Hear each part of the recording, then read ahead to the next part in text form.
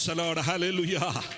കല്ലറയിൽ ഒരു വാക്യം പറഞ്ഞോളൂ കർത്താവ്, ലാസരെ പുറത്തു വരിക.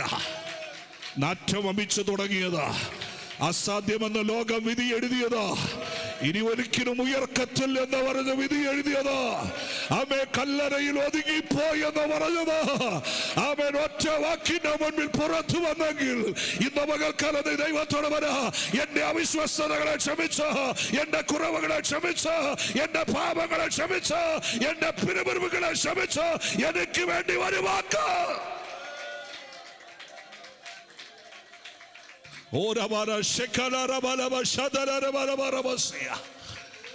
ആമേൻ ഉളവാകട്ടെ, അവൻ സൃഷ്ടിക്കപ്പെടട്ടെ എന്ന് പറഞ്ഞപ്പോൾ അവന്റെ വാക്കിന്റെ മുൻപിൽ അവൻ ശൂന്യതയിൽ നിന്ന് സകലതും ഉളവായി വന്നെങ്കിൽ, സകലത് സൃഷ്ടിക്കപ്പെട്ടെങ്കിൽ, ഇന്ന് അവൻ ഒരു വാക്ക് കൽപ്പിച്ചാൽ മതി, നിന്റെ ഉള്ളിൽ സൃഷ്ടി നടക്കും. നിനക്ക് വേണ്ടി ചിലതിനെ ദൈവം ഉളവാക്കും. ആമേൻ. ശൂന്യതയിൽ നിന്ന് നിനക്ക് വേണ്ടി ചിലതിനെ ദൈവം വിളിച്ചു വരുത്തും. Praise the Lord.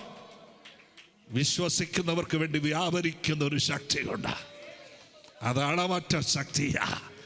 അതിനെ തടയാൻ ആർക്കും കഴിയത്തില്ല, അതിനെ പിടിച്ചു നിർത്താൻ ആർക്കും കഴിയത്തില്ല. Praise the Lord. ഹല്ലേലൂയ. തെക്കിൽ നിന്നോ വടക്കിൽ നിന്നോ ആമേ വീശുന്ന കാറ്റിനെ തടയാൻ കഴിയുന്നില്ലെങ്കിൽ, ഇന്ന് പകൽക്കാലം നിനക്ക് വേണ്ടി വ്യാപരിക്കുന്ന ദൈവാത്മാവിന്റെ ശക്തിയെ തടയാൻ ആർക്കും കഴിയത്തില്ലെന്ന്, നിനക്ക് വേണ്ടി വ്യാപരിക്കുന്ന ആമേ ദൈവാത്മാവിന്റെ ശക്തിയെ തടയാൻ ഈ ലോകത്തിൽ ആർക്കും കഴിയത്തില്ല. ഗ്ലോറി.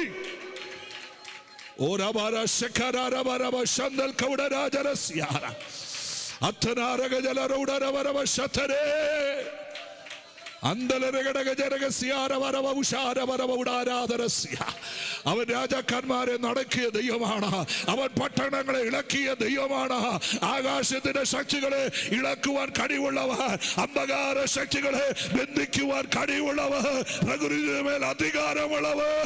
ഇന്ന് പകൽക്കാലം നിനക്ക് വേണ്ടി ഒരു വാക്ക് കൽപ്പിച്ചാൽ അത് നടന്നിരിക്കും.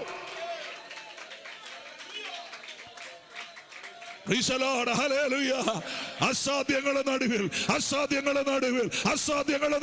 അവൻ ഒരു വാക്ക് കൽപ്പിച്ചാൽ അവൻ മുഴുവനും സാധ്യതകളായി മാറോ. പർവ്വതത്തെ നോക്കി കൽപ്പിച്ചാൽ അത് വെള്ളം പുറപ്പെടും. അവൻ സമുദ്രത്തിലേക്ക് നോക്കി, അവൻ തിമിംഗലത്തെ നോക്കി കൽപ്പിച്ചാൽ അത് കാടപക്ഷിയായി മാറും.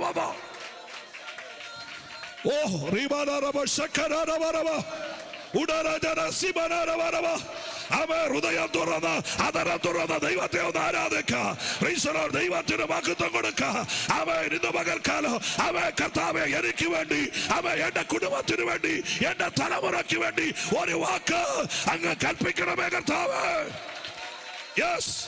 നിർജീവമായത് ജീവങ്ങളിലേക്ക്, മരിച്ചത് ജീവങ്ങളിലേക്ക്, അവൻ അടക്കപ്പെട്ടത് തുറക്കപ്പെട്ട അനുഭവത്തിലേക്ക്, അവൻ നാറ്റം വെച്ച് തുടങ്ങിയത് സൗരഭ്യവാസനയിലേക്ക്.